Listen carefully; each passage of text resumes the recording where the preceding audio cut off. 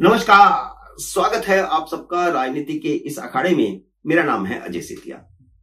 मित्रों, 26-27 दिसंबर 2024 को जो कुछ हुआ वह आपने देखा। कांग्रेस ने बवाल काट दिया, लगातार मोदी सरकार पर हमले किए गए और एक तरह से ऐसा लगा कि जैसे मोदी सरकार कांग्रेस के कटघरे में खड़ी हो गई है। और जो कांग्रेस ने बवाल काटा उसी में फिर 23 दिसंबर 2004 की याद भी ताजा हो गई, जिसने उल्टे कांग्रेस में भी खासकर गांधी परिवार को और गांधी परिवार में भी सोनिया गांधी खुद कटघरे में खड़ी हो गई। 23 दिसंबर 2004 वह दिन था जब दिल्ली के एम्स हॉस्पिटल में नरसिम्हा राव ने अंतिम सांस ली थी। इसी एम्स में अब 26 दिसंबर 2024 को पूर्व प्रधानमंत्री मनमोहन सिंह ने भी अंतिम सांस ली। नरसिम्हा राव कांग्रेस के मजे हुए खिलाड़ी थे। पूरा जीवन उन्होंने कांग्रेस को दिया। कार्यकर्ता से लेकर के राष्ट्रीय अध्यक्ष रहे, प्रधानमंत्री रहे। वह आंध्र प्रदेश के मंत्री, फिर मुख्यमंत्री, केंद्र में मंत्री, कांग्रेस के महासचिव और 5 साल तक कांग्रेस के अध्यक्ष रहे। लेकिन मनमोहन सिंह की पहले सरकार में लेटरल एंट्री हुई थी, एक ब्यूरोक्रेट के रूप में डायरेक्ट एंट्री, जिसका अब राहुल गांधी विरोध कर रहे हैं कि लेटरल एंट्री सरकार में नहीं होनी चाहिए। और उस लेटरल एंट्री के बाद धीरे धीरे आगे प्रोग्रेस करते करते और फिर नरसिम्हा राव ने उन्हें वित्त मंत्री बना दिया। अपनी सरकार में वित्त मंत्री बनाया, तब वह सांसद नहीं थे। उन्हें बाद में राज्यसभा में लाया गया। उनका कोई राजनीतिक इतिहास नहीं था, कांग्रेस पार्टी का उनका कोई इतिहास नहीं था। लेकिन नरसिम्हा राव गांधी परिवार के लिए नफरत का कारण बन गए थे, जबकि मनमोहन सिंह गांधी परिवार के चहेते बन गए। बल्कि यह भी कहा जाता है कि नरसिम्हा राव सरकार में वित्त मंत्री रहते हुए वह लगातार सूचनाएं सोनिया गांधी को लीक करते थे।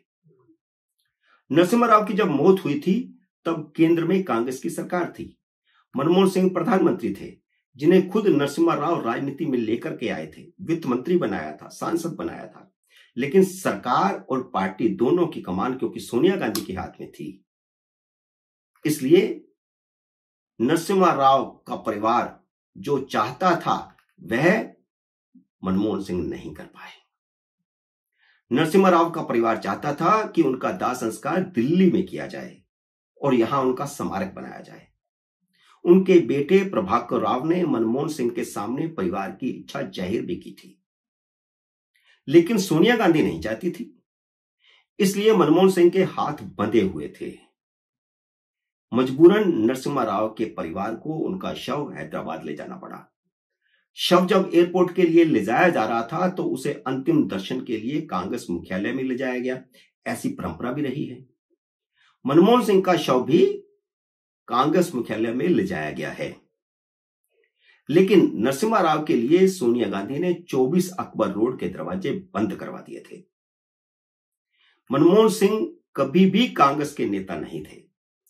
वह एक्सीडेंटल प्रधानमंत्री थे, क्योंकि कई कारणों से सोनिया गांधी प्रधानमंत्री नहीं बन पा रही थी।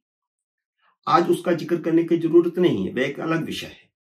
लेकिन मनमोहन सिंह को प्रधानमंत्री बनाने के बाद भी एनएसी के माध्यम से सरकार की बागडोर हमेशा सोनिया गांधी के हाथों में रही। मनमोहन सिंह को एक बार नहीं कई बार अपमान सहना पड़ा। यहां तक कि राहुल गांधी ने मनमोहन सरकार की कैबिनेट के अध्यादेश को फाड़कर, सार्वजनिक रूप से फाड़कर, प्रेस क्लब ऑफ इंडिया में फाड़ करके कैबिनेट का प्रस्ताव जो है उनको अपमानित किया। मनमोहन सिंह को कैबिनेट का प्रस्ताव वापस लेना पड़ा। इससे ज्यादा किसी प्रधानमंत्री की फजीयत और क्या हो सकती है। और इससे पहले भी मनमोहन सिंह जब योजना आयोग के उपाध्यक्ष थे, राजीव गांधी प्रधानमंत्री थे, तो राजीव गांधी ने मनमोहन सिंह समेत योजना आयोग के सभी अधिकारियों को जोकर कहा था। आज ज्यादा इतिहास खंगालने की जरूरत नहीं है। अब कांग्रेस के अध्यक्ष भले ही मल्लिकार्जुन खड़गे हैं, लेकिन कांग्रेस की बागडोर आज भी सोनिया गांधी और उनके बेटे राहुल गांधी के हाथ में है। मल्लिकार्जुन खड़गे ने प्रधानमंत्री नरेंद्र मोदी को चिट्ठी लिख करके कहा कि मनमोहन सिंह का दाह संस्कार उसी जगह पर किया जाए जहां उनका फिर स्मारक बनाया जाए। खड़गे ने यह चिट्ठी लिख करके नरसिम्हा राव के परिवार और उनके समर्थकों के घाव तो हरे कर ही दिए। सोनिया गांधी को भी शर्मसार कर दिया है। दूसरी तरफ गृह मंत्री अमित शाह पहले से ही मनमोहन सिंह के परिवार को स्मारक बनाने के लिए 3-4 दिन में जगह तय करने की बात कह चुके थे।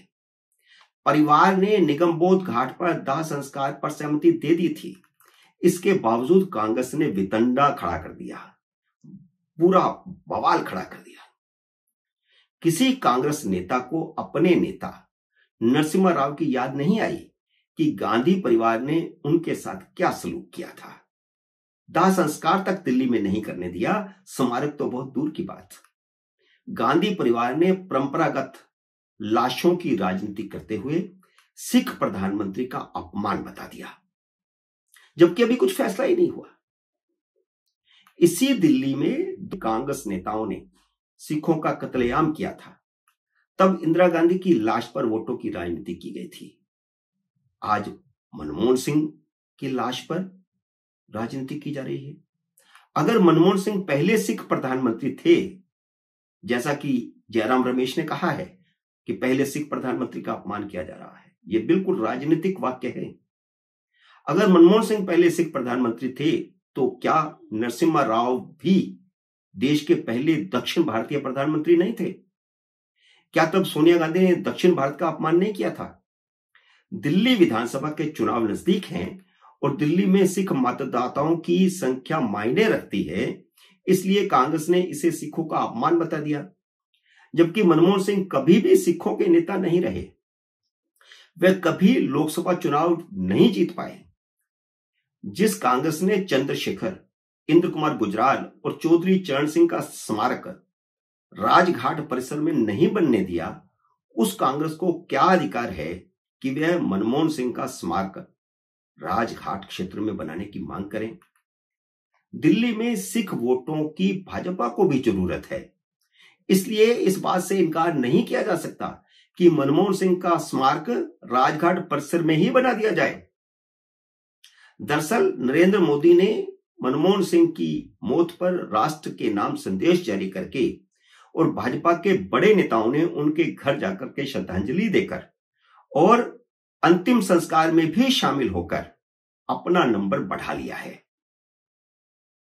जबकि मोदी और मनमोहन सिंह, इन दोनों में जबरदस्त तल्खी भी देखी गई थी। पहले मोदी ने उन्हें मोनी बाबा और नाइट वॉचमैन तक कहा था, यहां तक कि उनके समय में हुए भ्रष्टाचारों पर, उनकी चुप्पी पर मनमोहन सिंह को रेन कोट पहनकर नहाने वाला भी बता दिया था और राज्यसभा में बताया था, सदन में बताया था, उनके मुंह पर बताया था, वे सामने बैठे थे।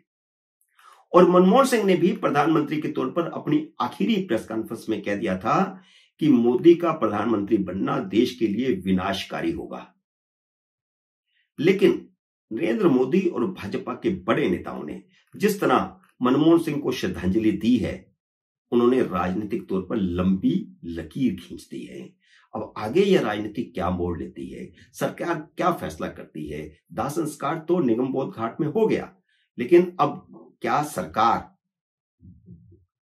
उनका स्मारक राजघाट परिसर में बनाने की इजाजत देगी या कहीं और? देखते हैं। मित्रों, उम्मीद है मेरा ये वीडियो आपको पसंद आया होगा। इसे लाइक और शेयर कीजिए। अगर आपने मेरे YouTube चैनल को अब तक सब्सक्राइब नहीं किया तो कृपया सब्सक्राइब करके अपना आशीर्वाद दीजिए। जल्दी मिलते हैं अगले वीडियो में किसी अन्य विषय के साथ। तब तक नमस्कार।